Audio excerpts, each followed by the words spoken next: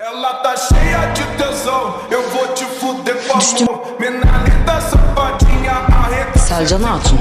Vai, quer, Buyurasın sırma. Hatun. Götüresin diye vazife vermedim mi? Senin burada ne işin var? Tebriz'e Bağdat'a kervan mı gider? Bu acelen ne? İş etmek için illa kervan yüklemek, Katar gözlemek mi gerek? Yoksa seni ayağımın altına alıp elini bana göstereceğine elini ovanın